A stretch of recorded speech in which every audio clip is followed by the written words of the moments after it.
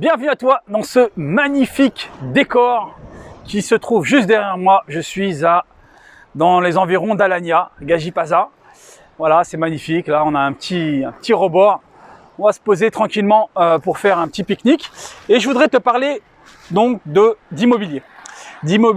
L'investissement immobilier ici en Turquie. C'est une question naturellement qui m'a été beaucoup posée. Je voulais un petit peu te donner trois pistes de réflexion, trois éléments qui me semblent très importants parce que voilà, il y a des questions qui me reviennent souvent et qui parfois me surprennent. Donc je voudrais t'aborder ces trois points clés que tu gardes en tête. Premier point qu'il faut bien conserver en tête, c'est que à chaque fois que tu investis, que ce soit dans l'immobilier ou que ce soit dans un business ou que ce soit autre chose, tu dois impérativement connaître de quoi il s'agit pour pouvoir faire un investissement le plus optimisé possible.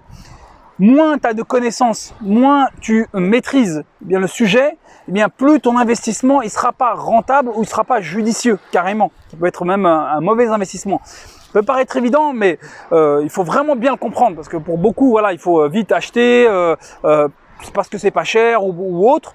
Là non, il ne s'agit pas d'acheter un pull ou une paire de chaussures sur internet, sur Amazon. Et encore, quoique même la paire de chaussures, je ne vais pas l'acheter parce que je vais vouloir un petit peu connaître, être sûr de son confort, de la qualité. Quand tu investis dans l'immobilier, tu pars sur un grand nombre d'années, sur un investissement qui est très conséquent.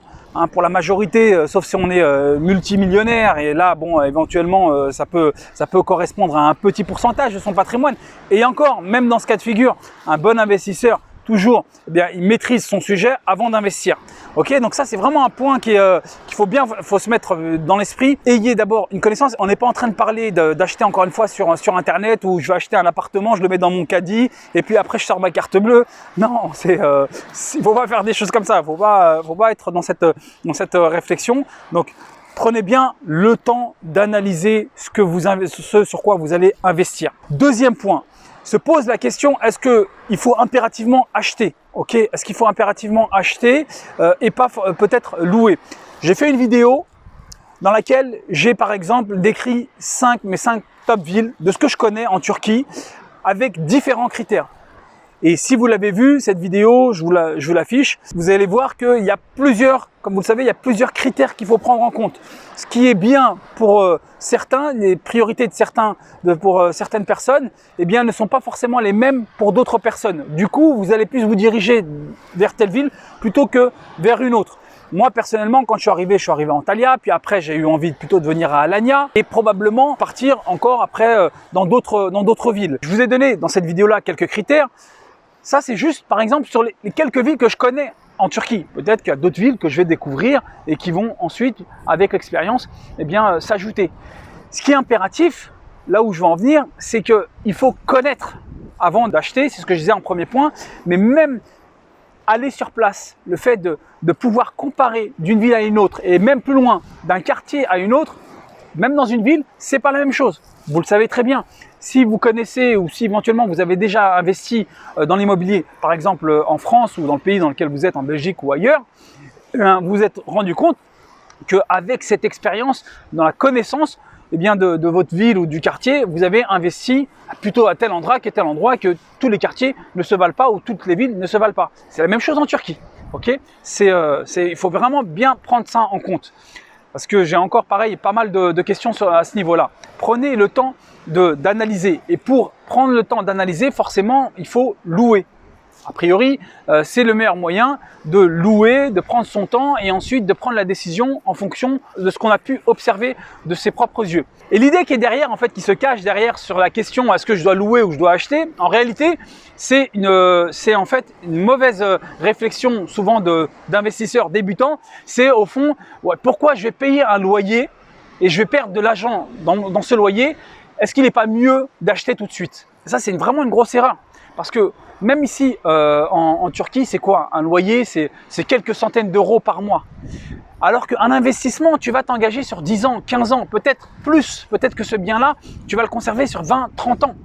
Donc ça vaut quand même le coup de bien maîtriser le sujet, tu vois, de bien maîtriser le sujet, quitte à perdre quelques loyers qui ne représentent pas énormément pour pouvoir investir de manière judicieuse sur plusieurs décennies peut-être. Ok, donc Et gardez bien ça en tête parce que c'est vraiment une erreur de se dire je veux vouloir économiser quelques mois de loyer et ensuite me tromper sur un investissement très conséquent. Et le troisième point, et là peut-être que vous ne serez pas tous d'accord, est-ce que c'est une bonne idée d'acheter, d'investir dans un pays étranger lorsqu'on va s'expatrier?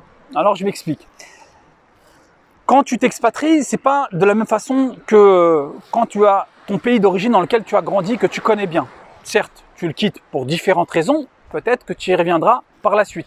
Quoi qu'il en soit, tu connais très bien ce pays, ton pays d'origine, tu le connais très bien. Tu sais les bons endroits, les mauvais, le bon moment pour investir, et les mauvais aussi moments pour investir, ainsi de suite.